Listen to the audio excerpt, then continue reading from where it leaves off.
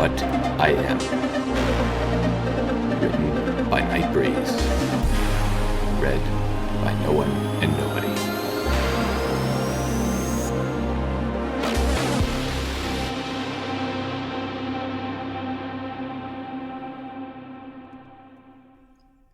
Chapter 29. Shining Armor smiled as the now familiar crystal engine pulled its cars into the station. It was truly a magnificent sight, its crystalline form giving the engine the appearance that it was frosted in the most exquisite and beautiful way, with even the smokestack above adding to the general appearance of grand imperial majesty. On top of all of this, and despite the 2-day journey through the vast and otherwise dirty landscape, the whole thing was almost unnaturally clean. This was to be expected from the Crystal Empire's engine, however. It was supposed to convey a sense of order and strength to whatever station it found itself in, the pomp alone warning those around that royalty had arrived, and it couldn't very well do that covered in soot and dirt. Shining Armor knew his wife absolutely hated the garish thing. It was pretty, yes, but she felt it was also extremely stuck up. Sadly for her, and despite all the royal couple had changed around the Empire, there was very little the two could do to dissuade the old guard from this sort of flashy show. They even had the support of the people in this, stating that their royal family, their saviors, deserved every bit of pomp and ceremony that they could muster. Slowly, but surely, the train finally came to a complete stop, the royal car's door coming to rest directly in front of the new prince. Shining Armor could hear his honor guard straighten to attention as the doors opened, and he found himself joining them, despite his newly elevated station. Old habits die hard, he thought to himself as the door opened, and the royal red carpet was rolled out. Even with the training his drill sergeant had rammed into his head, though, he couldn't help himself as his stern expression broke into a goofy smile as his radiant wife exited from the train. Cadence's smile was like the rising of the sun, an absolute balm on the otherwise frazzled nerves of the captain of the guard. This was only further amplified when she rushed forward and, without a word, planted a kiss on his muzzle. "Shiny, is it just you to see me?" she asked as she pulled away. Yeah, Celestia and Luna are busy with the alien delegates, and it's become almost impossible to pry Twily from her lab lately, Shining Armor said, before he embraced his wife. I missed you so much, though. "I missed you too," she said as she pulled away. "So, please tell me everything that's happened so far. Aunt Celestia's letter was somewhat sparse on the details." Shining Armor's smile fell somewhat, before he shook his head. It's complicated. I was there for most of it, and I'm still not sure about everything that happened. "Well, tell me as much as you can as we make our way back to the castle. I'm sure Celestia or Luna can correct anything you may miss along the way," Cadence said, before turning to one of the guards who had exited the train with her. "Bring them here up to the palace. My husband and I have some catching up to do." The guard saluted, then proceeded to bark out orders to his stallions that were still inside the car. They quickly filed out to head towards the back of the train, to where the mirror was presumably kept, but Shining Armor ignored any of their other actions, in favor of bowing ever so slightly to Cadence, then gesturing in the direction of the castle. After you, Your Highness. "Oh, stop," she said, lightly slapping him on the shoulder with a hoof. Despite her exasperation, the smile on her lips was quite prevalent. "I got enough of that back in the Empire. Now, fill me in on everything." Shining Armor smiled as he rose from his bow. Okay, sweetie. I just hope you're ready for the unbelievable. And so, Shining told her everything he knew, starting with the recovery of Alex, the visitors from the stars, and the attack of the traitor Illisk. Most of this Cadence already knew, but some of the finer points had been omitted from the letter she had received for simplicity's sake. However, when Shining started to get into changeling involvement, Cadence had to stop him there. "Wait, are you telling me there are multiple hives scattered across Equestria?" she asked, completely dumbfounded. I'm afraid it's... Hey! Shining Armor was interrupted when Cadence took her husband's face between her hooves, being careful to check his eyes for anything that might be wrong there. What did I get you for your birthday last year?" she asked, her tone deadly serious. An outside observer could actually pinpoint the exact moment when Shining realized what she was getting at. Oh, I see. It was the first issue of Axehead the Barbarian, and a rather intimate encounter in our bedroom involving... "That's enough," Cadence said, putting her hoof over her husband's mouth to quiet him, while shooting an embarrassed look at the surrounding honor guard. They looked completely unfazed at the exchange between the royal couple, but Cadence had been around soldiers long enough to pick up on the subtle hint of amusement from them. She shook her head clear of embarrassment, however, in favor of completing her makeshift examination of her husband's questionable state. There was a brief glow from her horn, and a small red heart seemingly formed from light appearing at the end of her horn. It slowly drifted over towards Shining Armor, where it popped into nothingness when it touched his forehead. Now that I've seen it's you indeed, Shiny, and that no one has had their horn in your brain, could you please say that again? There is a group of changelings completely separate to the ones that invaded our wedding, he said, a self-mocking smile on his face. And believe me when I say they have just as much reason to hate that evil hag as we do. They mean us no harm, and were actually the ones who sent that warning message a week before our wedding. Cadence still looked extremely skeptical at that. And they don't want to feed off our love? She asked pointedly.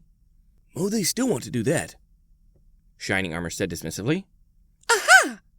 But from what I understand, they need our love to survive, nearly as much as we need water. Shining calmly continued, ignoring his wife's triumphant cry.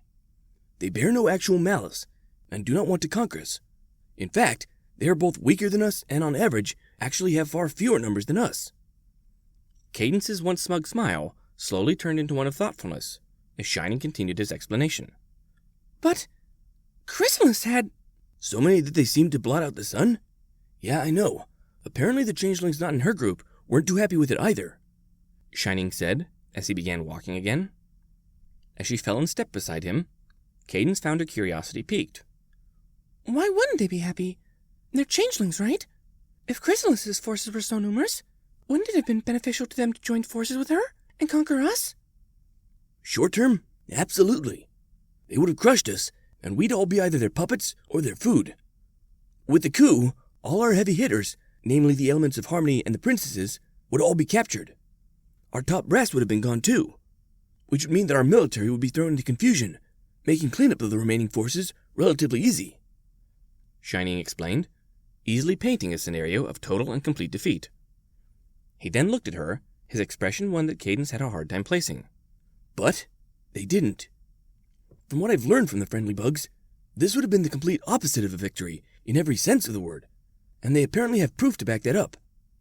Cadence looked completely confused at that. I'm not sure how conquering us would be a loss for them. Apparently it has to do with feeding, Shining Armor explained, his nose wrinkling as he rubbed his forehead. I don't understand the specifics, but it seems like they can't normally feed while their subjects are terrified or brainwashed. In order to feed while the subject is in such a state, they have to suck out everything. As they do this, it rapidly increases their need to reproduce. Hence the numbers they had when they attacked Canterlot.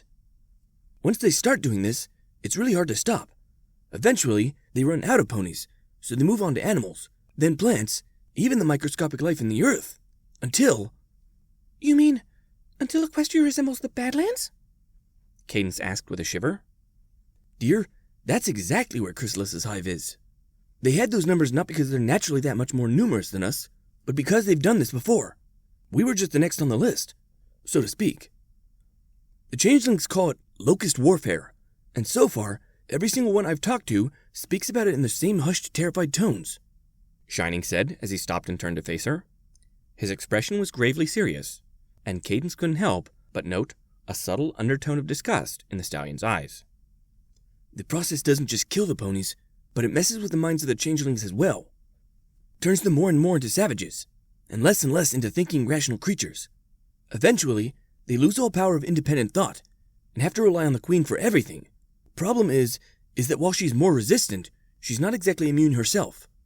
Did I get all that right? This last bit, Shining Armor had directed towards the stallion on the couple's right, whose only response was to ever so slightly nod his head. Shining let out a relieved sigh, before rubbing his forehoof on his fetlock. Good. At any rate... Wait, is he a... Cadence interrupted, her voice full of suspicion as she eyed the young soldier. A changeling? Yes, Shining answered without hesitation. I asked for him personally, and Queen Titania has seen fit to put him under my command. We don't have everything hammered out yet, but the general idea is to slowly integrate them into our country. We can't afford a divided front right now, especially with the possibility of an alien invasion. This made sense to the Crystal Princess, though she couldn't help but eye the soldier with a fair bit of distrust. And your name was? Eremius, my lady. I'm at your command, he said, bowing respectfully to the princess. Cadence eyed him closely, trying to detect any falsehood. When she couldn't find any, she cleared her throat and took a single step towards him. Well, Heremias, if what my husband says is true, then I hope our people will grow to understand each other better. However, I can't help but wonder, if you needed our love so badly, why couldn't you have asked for our help? Why prey upon us? We were afraid, Your Highness, the disguised changeling replied without hesitation. Afraid? Cadence asked, her eyes as hard as flint. Chrysalis's action showed that, if you prepared, you could easily conquer us, either through strength of arms or by subterfuge. What fear might you have had from us would be minimal at best. So I ask again, why did you not ask? And I say again, for fear, Heremias said, not budging an inch. We have the name locust warfare for a reason, and it has been practiced by ancient hives of the past. But every hive save for chrysalises that have practiced this unholy evil has come to an end, either at the hoofs of our ancestors or from starvation as the land wilted and died. As for subterfuge, any that we might try would not hold for long, for though we may feed on emotion and can take the shape of any pony, we cannot read minds. Any usurped power has never lasted long, and the one time in our history that anyling came forward with peace, King Platinum III organized an inquisition to stomp us out of existence. Cadence listened carefully, her face a stone mask, up until the point where Heremias reached the part about King Platinum. That tyrant! Our records don't... She gulped, horror clear in her voice. As they say, history is written by the victors, Heremias said, rising from his bow. His eyes sought out hers, and for the briefest of moments, they glowed a light, subtle pink color. It was gone before Cadence had even registered it, but it was still a clear enough sign to her that this stallion wasn't exactly a question. While your people have done much in uncovering the secrets of the past, some cannot be regained, simply because the records do not exist any longer. After all, Discord's reign was between Platinum and the Royal Sisters, and we all know how he felt towards anything as orderly as records. He would have destroyed them, of course. But you must have noticed that modern-day equestrians were nothing like our ancient ancestors, correct? We wouldn't have treated you like that evil dictator. Heremias looked downcast at that. We couldn't be sure. Ever since the sisters took the throne, we've been watching carefully and trying to figure out how the ponies would see us. Over time, we slowly began to see that things could change, that we could, maybe, live openly among you. Chrysalis changed that, Cadence said, finally catching on. Heremias nodded, his eyes still downcast. That she did. If it wasn't for the Promethean, we'd still be in hiding, fearing that your battle mages would begin sweeping across the nation, conducting an inquisition far bloodier than King Platinum ever dreamed of. Cadence nodded in understanding, but stopped when she registered the unfamiliar word that the changeling had used. I'm sorry, the what? He's talking about Alex, honey. That's something else I've been told to tell you about. We just hadn't reached it yet, Shining Armor said, a rueful smile on his face. He then pointed in the direction of Canterlot Castle with his hoof. Though we really should continue if you want to make it in time for our meeting with Celestia. I'm not the one who stopped us in the street, Cadence pointed out in a playful manner. In all seriousness, though, we should hurry. I've been dying to meet this visitor from the stars ever since we've received Celestia's letter telling us about the situation. Shining Armor gave a short nod, before turning back towards the castle. I must warn you, then, that Celestia's letter did not do the creature's appearance justice. The thing truly is a monster in almost every sense of the word, except one, his disposition. I gathered that from the letter, Shiny, Cadence said, a little annoyed at her husband's reiteration of what she already knew. You say that now, but just wait until you meet him, the prince said, before he stopped to take a glance at the sky to confirm the time. If we hurry, and with any luck, Celestia will be wrapping things up with the alien delegates by the time we arrive. I only hope that everything there has gone to plan. She is a Calavera, though I do not know how powerful, Luna said, her voice quivering in fright, before she took another gulp of water from the glass between her hooves. We had just taken a short break, the two princesses requesting a moment to counsel together to discuss what had just happened. The aliens had readily allowed it. They seemingly needed to speak amongst themselves as well, and most likely needed to contact their separate ships. This was both a good thing and a bad thing for obvious reasons. but there wasn't exactly anything we could do to keep them from talking to their people. At least, not anything that would immediately raise suspicions. At the moment, Princess Luna was sitting in one of those pony-made exceptionally low couches that they seemed so fond of. She was currently shaking like a leaf, the glass in her hooves vibrating alarmingly as she attempted to calm her nerves. Her sister was sitting next to her, a hoof on her back, rubbing up and down in a soothing fashion. I was standing opposite to them, my arms crossed, and my nerves making it nearly impossible to sit down. I wasn't nearly as angry as I thought I would be, having just accidentally given more information to the enemy than I should have. Instead, I felt sort of, wistful. I'm sorry, but what does the word calavera mean? I asked, my eyes locked onto Luna, as she slowly calmed down. And if you don't mind me asking, what happened back there? 1 minute you were both in my mind, the next... A calavera is someone with the gift to see, Celestia said, not really answering my question. Then doesn't that make me a calavera? I asked pointedly, my eyebrows raised as I tried to make my point. I mean, I can see just fine. I have eyes too, you. Not see, Celestia interrupted me, and this time I barely managed to pick up the slight difference she used with that word. It was barely a tonal shift, but it was still there, though its importance was lost on me. Luckily, Celestia was more than inclined to elaborate. Being able to see means that the past, the present, and the future are all open to you.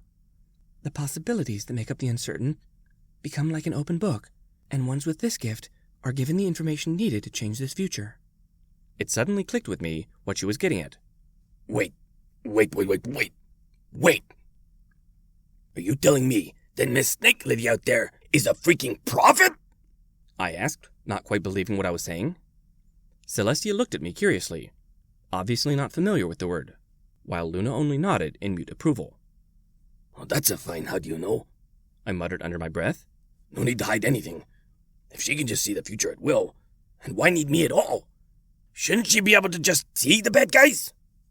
It isn't that simple, Alex, Celestia said, her voice still dreadfully calm. There are limitations to this gift. For one thing, the gift is extremely rare. As far as we know, there is only one person native to this planet with this gift, the Prophet of Time, Luna said.